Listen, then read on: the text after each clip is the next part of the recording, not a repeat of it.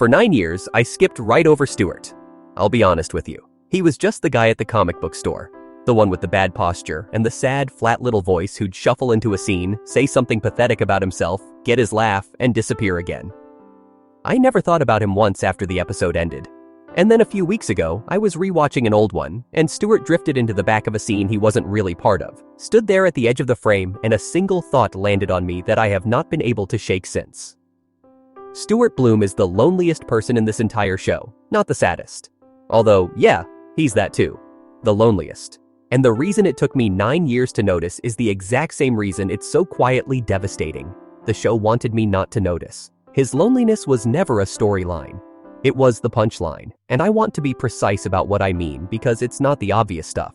It's not that the store was failing. It's not that he was broke. It's not even that he was depressed, though we are going to get to all of that. What actually stopped me cold is something a lot quieter. Stuart is the only person on this show who was never really let in. Everybody else had a seat, a spot on the couch, a person who was theirs. Stuart had a folding chair the group pulled out when they happened to be short one body and folded back up the second they didn't need him. And here's the part that wrecks me. He knew it. On some level, he always knew it, and he kept showing up anyway. And watch what he does to protect himself from it. Stuart is constantly, relentlessly putting himself down. He makes the joke about how sad and broke and pathetic he is before anyone else gets the chance to.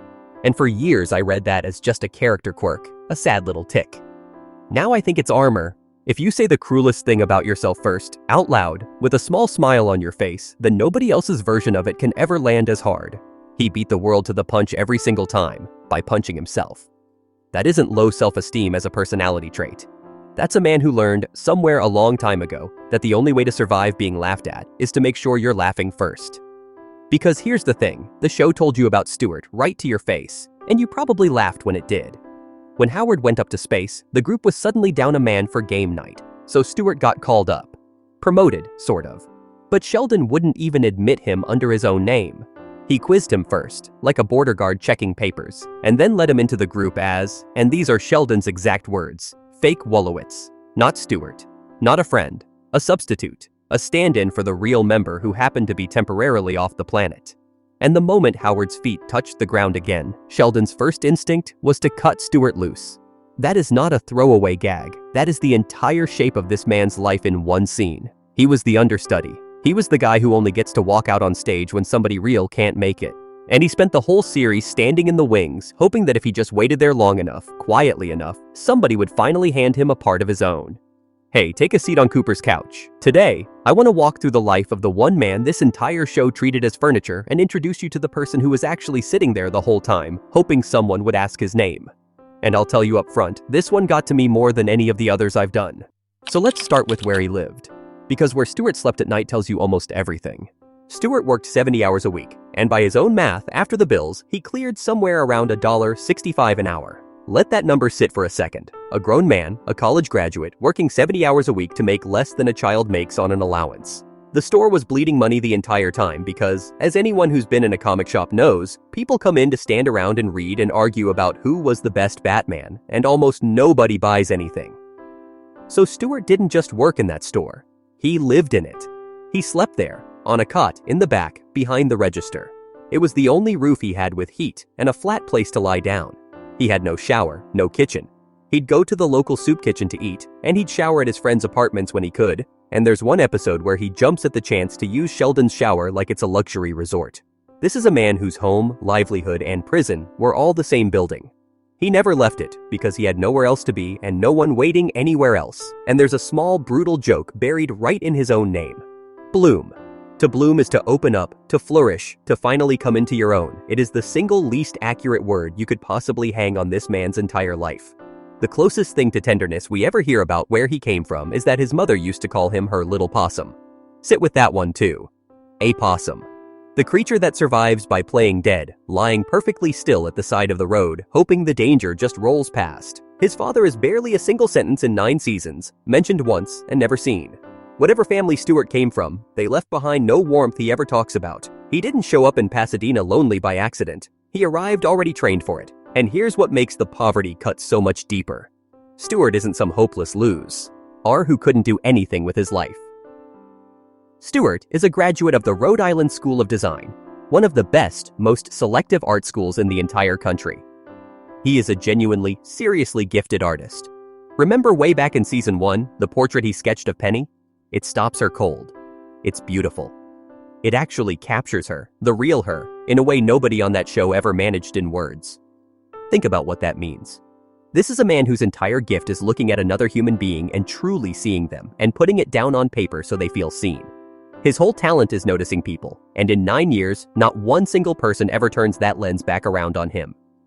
The one man on this show who can make anybody feel looked at is the one man nobody ever looks at. That's not an accident of plot. That's the cruelest irony in the whole cast. And it gets more absurd the closer you look, because Stuart wasn't even disconnected from the world. The man had connections most people would kill for.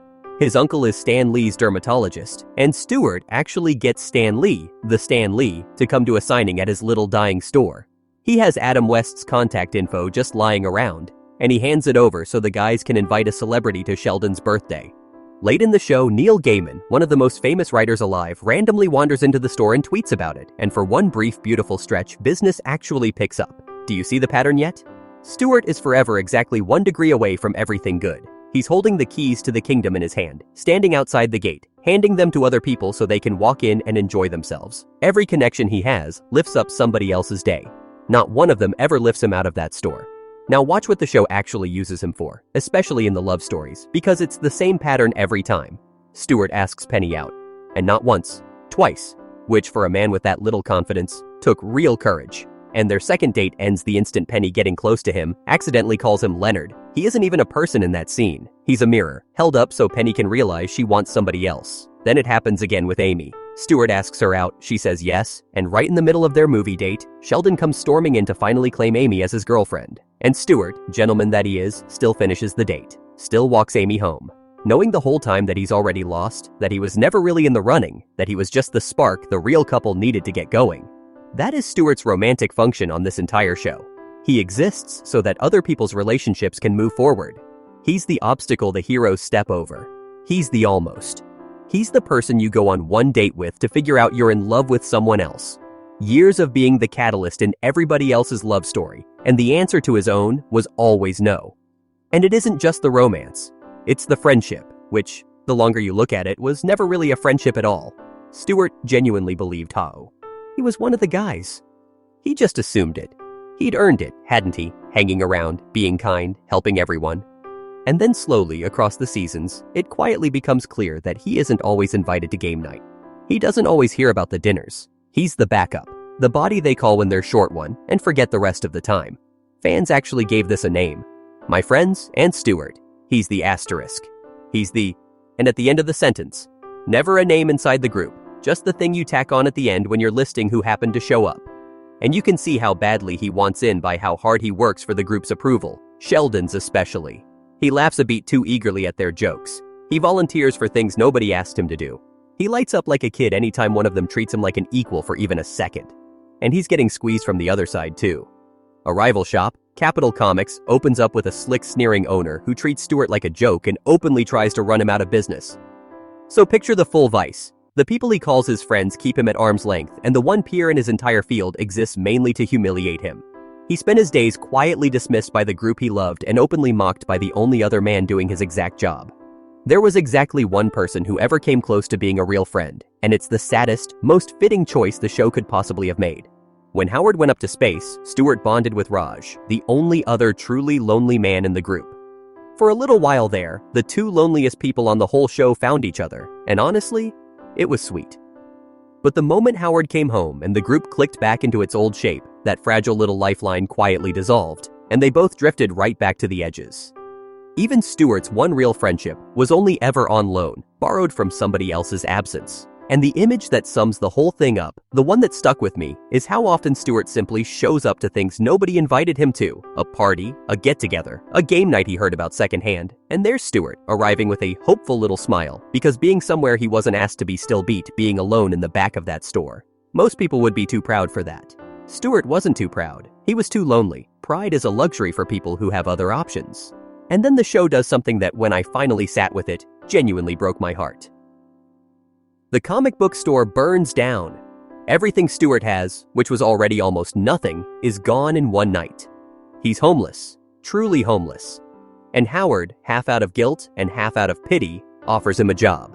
A live-in job. Come take care of his mother, Mrs. Wolowitz. And if you saw my video on Howard, you know exactly who that is. A loud, demanding, overpowering woman who runs the whole house with a yell from another room. The job is built out of humiliation. He's a servant to a difficult old woman who barks at him all day. And here is the gut punch. Stuart loves it. He thrives. For the first time in the entire run of the show, Stuart Bloom is actually happy. Because for the first time in his life, somebody needs him. Somebody is genuinely glad he's in the house. Somebody notices when he's not in the room. Think about how starved a person has to be for belonging, that being yelled at all day by a cranky, demanding old woman feels like coming home. Because at least she wants him there. At least when she screams his name up the stairs, it's his name she's screaming. He finally got to be necessary to one human being on this earth. And then she dies. And Stuart loses the only person who ever truly needed him, and he's homeless all over again, and he grieves her harder and longer than almost anyone, mourning the woman the rest of them found exhausting.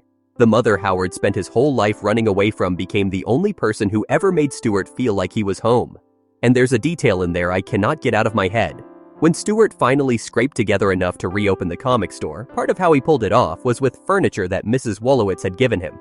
So the one person who ever actually invested in Stuart's dream, who put something real behind his shot at a life, was a cranky, dying old woman that everyone else in his world found impossible to be around. Not his friends, not his absent family. Her.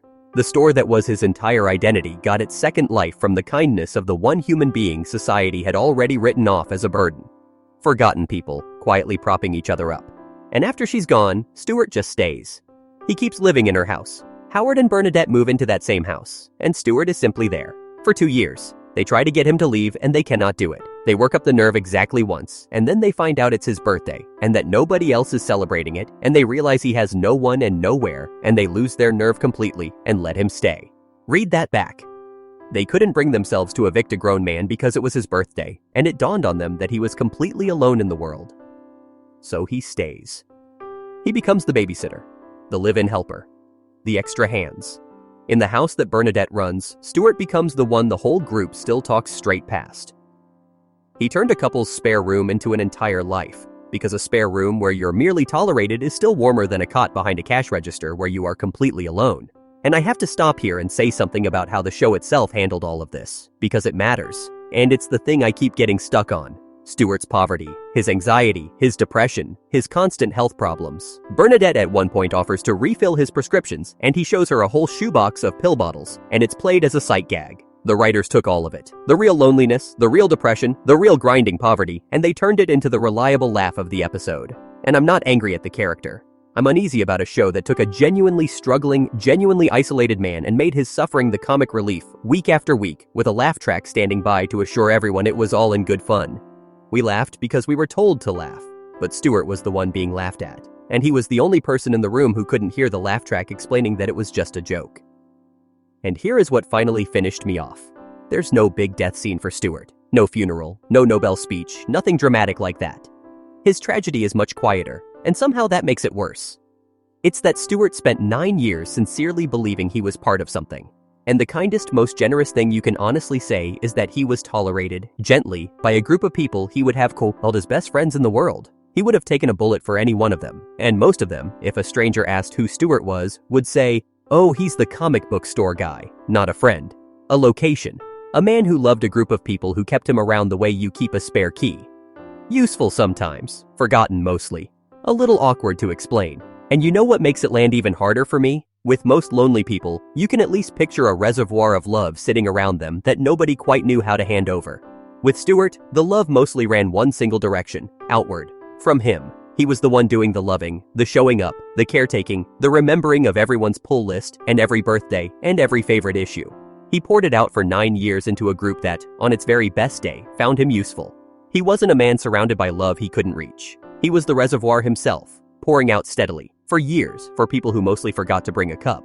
But I want to end on the one thing in all of this that genuinely gives me hope because it's real, and honestly, it's almost too perfect to be true. After everything, after the failing store, the fire, the soup kitchen, the cot behind the register, the rejections, the funeral, the 9 long years of being the and at the end of everyone else's list, the people who made this show went back years later, and they gave Stuart his own series. It's really happening. It's called Stuart Fails to Save the Universe, and he is the lead. Top billing. His name is the title. The understudy who waited in the wings for almost a decade finally got handed the part. And his girlfriend Denise is right there beside him, the woman who fell for him at Sheldon and Amy's wedding because he talked about Star Wars with so much pure, unguarded love. The very first person who ever looked at Stuart and saw exactly what he'd been offering the whole time. The loneliest man in the show got handed an entire universe to save, and somebody who actually wanted to do it with him. I genuinely don't know if the writers meant it as an apology, but it sure plays like one. So here's the point, and then I'll let you go. Stuart's whole life was one quiet question he was too afraid to ask out loud. Am I one of you? And for 9 seasons, the show's answer was a shrug, a folding chair, a fake Wolowitz. He was a man who could draw anyone beautifully, who kept showing up to every party he was never invited to, who finally found a home in the very last place a person would think to look, being needed by someone difficult, and then lost it, and kept showing up anyway. The saddest thing about Stuart was never the poverty, or the store, or the cot in the back. It was that he had so much loyalty and so much love to give, and he gave it freely for years to a group of people who mostly just saw the guy behind the counter. And he never once stopped offering it. And when I really sit with that, that isn't pathetic at all. A man who keeps loving people who keep forgetting him and never turns bitter about it. That might be the bravest person in the whole show.